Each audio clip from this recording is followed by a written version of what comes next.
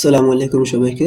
তো আজকের ক্লাসটাকে আমি আগের ক্লাসের পরবর্তী অংশ হিসাবে একসাথে তৈরি করার চেষ্টা করছি। আজকে গত ক্লাসে আমরা যা শিখেছি তার পরবর্তী থেকে আমরা আজকে শেখানো শুরু করব।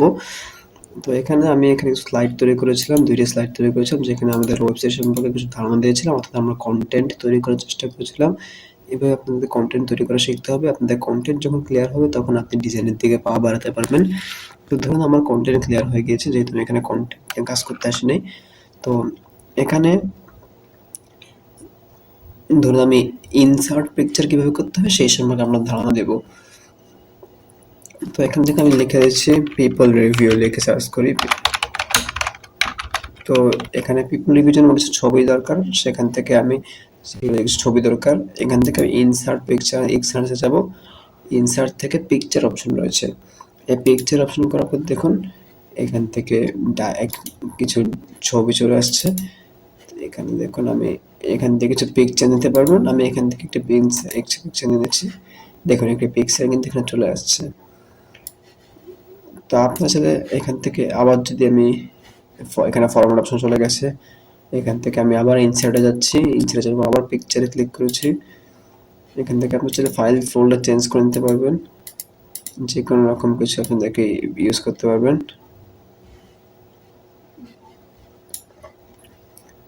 তো আমি এখান থেকে ডেস্কটপ থেকে আমি নিয়ে নিচ্ছি ছবি। তো এটাকে আমি এই যে এখানে দেখুন কিছু 4টে অংশ রয়েছে, এইগুলো একটি বাটনটা আমার কার্সর চেঞ্জ হয়ে যাচ্ছে। এখান থেকে টেনে আমি ছোট করে দেব। এই যে দেখুন এটা ছোট হয়ে যাচ্ছে। এবার এটাকে আমি চাইলে পাশে দিয়ে বসিয়ে দিতে পারি। এটাকে আমি একটু বড় করে দিচ্ছি।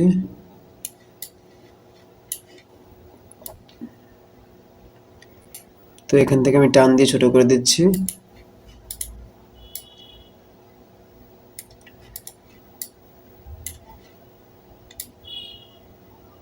আমি সাইজ মতো এগুলোকে বসিয়ে দেওয়ার চেষ্টা করতেছি যাতে সুন্দর লাগে জিনিসটা।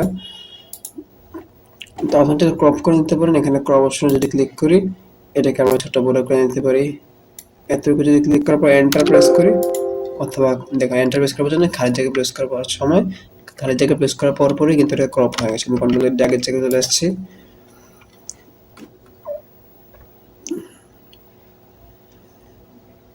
তো এখানে ক্রপ করার অপশনটা আমরা শিখে দিচ্ছি। তো এখানে আমি এবার হোম সেকশনে চলে আসছি। এবার আপনাকে রিভিউ দিতে হবে। তো ইনসার্টে যাব, ইনসার্টে যাওয়ার পর শেপস। এই শেপস অপশনটা কিন্তু পাওয়ার পয়েন্টে অনেক গুরুত্বপূর্ণ একটি অংশ, যে কোনো প্রেজেন্টেশনে এই জিনিসটা প্রয়োজন রয়েছে। তো এখানে অনেক ধরনের আনলিমিটেড শেপ রয়েছে। এখানে শেপের কোনো অভাব নেই। তো এখানে কল আউট শেপস রয়েছে। এখান থেকে আমি এখানে ক্লিক করে দিচ্ছি। একটি বাটনে ক্লিক করে নেওয়ার পর এখানে প্রেস করে টান দিব, ধরে টান দিব। এবার এখান থেকে আমি আমার ইচ্ছা মতো ড্রাগ করে সাইজ মতো করে দেব। তো এখান থেকে আমি টান দিয়ে একটি ডিজাইন কি বলে এটাকে একটা শেপ বসিয়ে দিয়েছি। আপনার চাইলে আপনার পছন্দ যে কোনো রকম শেপ এখানে প্রেস করতে পারেন। আমি এবার এটাকে চাইলে টান দিয়ে আপনারা বড় করে নিতে পারবেন। এখান থেকে এই যে একটা অপশন আছে, সেটা প্রেস করে যখন ঘোরাবেন তখন এটা ঘোরানো যাবে। আপনারা ইচ্ছা মতো চাইলে এটাকে ঘোরাতে পারবেন। তো এটাকে আপনার ইচ্ছা মতো এটা ঘুরিয়ে দিতে পারবেন। যে কোনো ধরনের শেপস আপনারা নিতে পারবেন। আমি এখান থেকে এইটাও নিয়ে নিতে পারি। দেখুন এটাকে আমি সঠিক ভাবে কিন্তু বসাতে পারছি না, পারফেক্ট ভাবে বসতেছে না। তো পারফেক্ট ভাবে বসানোর জন্য কি করতে হবে, আমি যদি দেখুন এটা কিন্তু ব্যাকআপ হয়ে যাওয়ার সম্ভাবনা রয়েছে। তো এখান থেকে আবার ক্লিক করে এখান থেকে শিফট প্রেস করে আমি দেবো। শিফট আমি প্রেস করে রেখেছি।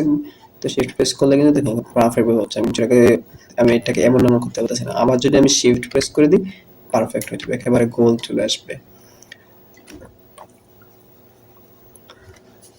তো আশা করি জিনিসটা বুঝতে পারছেন।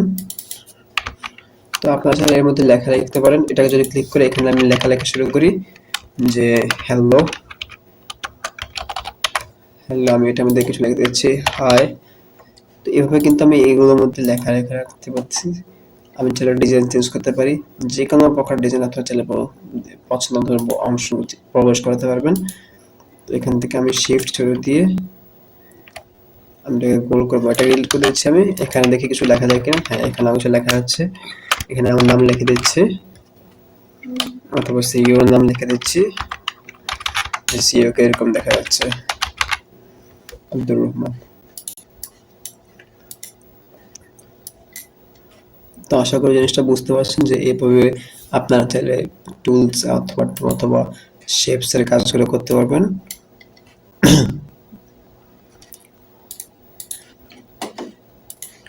তো এখানে অন্যান্য সামনে দিয়ে কাজ করার আগে আমি আপনাদেরকে আগে স্লাইড বানানো শিখতে হবে, যে কিভাবে স্লাইড করতে হবে এবং স্লাইডের মধ্যে কি কন্টেন্ট দিতে হবে সেই জিনিসগুলো সম্পর্কে আপনার ধারণা রাখতে হবে। তারপর স্লাইডের মূল কাজ শুরু করতে হবে। এখান থেকে আমি থ্যাঙ্কস ফর ওয়াচিং লিখে স্লাইড বানানো শেষ করে দিচ্ছি।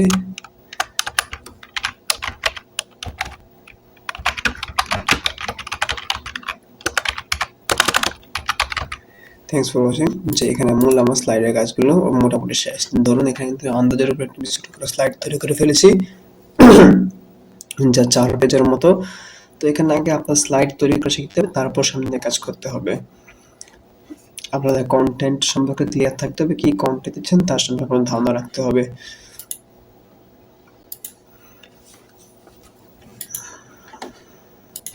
তো এখন আমি আপনাদেরকে ডিজাইন ট্যাব সম্পর্কে শেখাবো।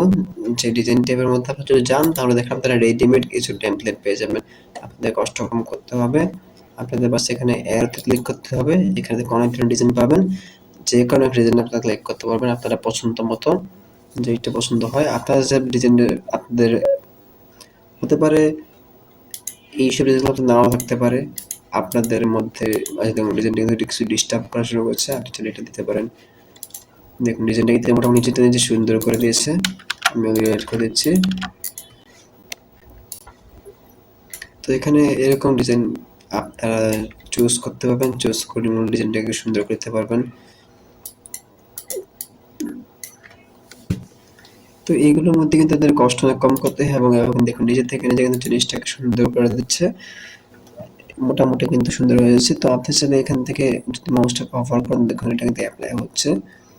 তো আমি যদি এখানে ক্লিক করি দেখুন এটা আমার চলে আসছে, দেখুন এটা কিন্তু মোটামুটি সুন্দর একটি অপশন চলে আসছে। তো এটা কিন্তু একটি সুন্দর কিছু টেমপ্লেট তৈরি করে দিচ্ছে, আপনাদের কাজগুলো অনেকটা সহজ করে দিচ্ছে। তো আমি যেখানে এখন যে কোনো ডিজাইনে ক্লিক করে দিচ্ছি, তাহলে প্রথম স্লাইড থেকে শুরু করে শেষ স্লাইড পর্যন্ত সবগুলোর মধ্যে ডিজাইন চলে আসছে, তারপর টেমপ্লেট চলে আসছে। এটা আপনাদের জন্য খুব সহজ একটা সিস্টেম। তো আমি যে কোনো থিমস বা ডিজাইনের উপর ক্লিক করে ওই থিমটা পুরো প্রেজেন্টেশনের মধ্যে অ্যাপ্লাই হয়ে যাচ্ছে। আমি এখানে আরও কিছু করে বলছি, দেখুন দেখুন একটু একটা দেখবেন যে টাইটেল যেটার মধ্যে রয়েছে অর্থাৎ মেইন যেটি প্রথমটা কিন্তু একটু ভিন্ন টাইপের রয়েছে, পরবর্তীগুলো কিন্তু ভিন্ন। তো আপনি যদি দেখতে চাচ্ছেন যে থিম কিভাবে অ্যাপ্লাই হচ্ছে, আমি যে এটার মধ্যে দেখাচ্ছি প্রথমটা কিন্তু ভিন্ন, পরেরগুলো কিন্তু ভিন্ন হচ্ছে, পরেরগুলো সেম, প্রথমটা একটা একরকম। তো এখন আপনি যদি চান যে সবগুলোর জন্য ভিন্ন ভিন্ন স্লাইড চান, ভিন্ন ভিন্ন ডিজাইন চান, তো এখানে আমি মনে করি এইটার জন্য এই ডিজাইনটা পছন্দ হচ্ছে। তো এখানে রাইট বাটন ক্লিক করছি, অ্যাপ্লাই টু সিলেক্টেড স্লাইড, এটাকে আমি অ্যাপ্লাই টু সিলেক্টেড করছি। দেখুন শুধু এটার মধ্যে কিন্তু এই অপশনটা চালু হয়ে গেছে। আবার এটার মধ্যে আপনি চাইলে আমি এখান থেকে এটা পছন্দ মতো ডিজাইন করে দিচ্ছি, দেখুন সবগুলোর মধ্যে সবগুলোর মধ্যে অ্যাপ্লাই হয়ে যাচ্ছে। তো এখানে অ্যাপ্লাই টু সিলেক্টেড স্লাইড, আমি এটাও দিতে পারি অ্যাপ্লাই টু সিলেক্টেড স্লাইড। তো এখান থেকে দেখুন প্রত্যেকটা স্লাইডের মধ্যে আমরা ভিন্ন ভিন্ন থিম দিতে পারেন। স্লাইডের মধ্যে সিলেক্ট করতে হবে, এটার মধ্যে যেতে হবে, এখান থেকে অ্যাপ্লাই, এখান থেকে অ্যাপ্লাই টু সিলেক্টেড স্লাইড। তো প্রত্যেকটার জন্য ভিন্ন ভিন্ন স্লাইড আপনারা চাইলে চুজ করতে পারবেন, আপনাদের ইচ্ছা মতো আপনারা চাইলে যে এখানে ভাবে ডিজাইনটা করতে পারবেন। তো এখান থেকে আপনার চাইলে থিমগুলোকে ইউজ করে আপনাদের ডিজাইনগুলো অনেক সুন্দর করতে পারবেন, এবং চাইলে আপনারা ফার্দার কিছু কাস্টমাইজ করে জিনিসগুলোকে আরও সুন্দর করতে পারবেন। তো এটাকে যদি আমি একটু বড় করে দিই তাহলে হয়তো জিনিসটাকে আরও সুন্দর লাগতে পারে। এটা কিন্তু পুরো টেক্সট বক্সটা বড় হয়ে গেছে, তো আমি এখান থেকে ফন্ট সাইজটা বড় করতে পারি। এখান থেকে আমি এখানে এটা দিয়ে সিলেক্ট করার মধ্যে বড় করে দিচ্ছি। তো এইভাবে চাইলে আপনারা ফার্দার কাস্টমাইজের মাধ্যমে বিভিন্ন ধরনের শেপস ইউজ করে, যে দেখুন শেপস অপশনটা কিন্তু এখানে রয়েছে, অথবা আমি ইনসার্ট থেকে শেপ থেকে এখানে শেপগুলোকে নিয়ে আসতে পারি। তো এইভাবে যদি আপনারা কাজগুলো করতে পারবেন, আপনাদের ইচ্ছা মতো সহজে আপনারা ডিজাইনগুলোকে চেঞ্জ করতে পারবেন। এবং এই ডিজাইন ট্যাবটা কিন্তু আপনাদের কাজগুলো অনেকটা সহজ করে দেয়। যাদের চয়েস ভালো তারা কিন্তু এখান থেকে অনেক সুন্দর সুন্দর ডিজাইন, সুন্দর থিম চুজ করে আপনাদের ডিজাইনগুলোকে খুব সহজে অল্প সময়ের মধ্যে করে নিতে পারেন। এছাড়াও আমি সামনে আপনাদেরকে আরও সুন্দরভাবে এবং সহজভাবে কীভাবে প্রফেশনালি ডিজাইন করতে হয় সে সম্পর্কে ধারণা দেব। এবং আমি এমনভাবে শেখাবো যাতে ৫ মিনিটের মধ্যে তারা স্লাইড তৈরি করতে পারবে এবং স্লাইডগুলো হবে সম্পূর্ণ প্রফেশনাল এবং সম্পূর্ণ এআই রিলেটেড, এআই বিল্ড। তো আশা করি আজকের ক্লাসটা এতটুকু বুঝতে পারছেন।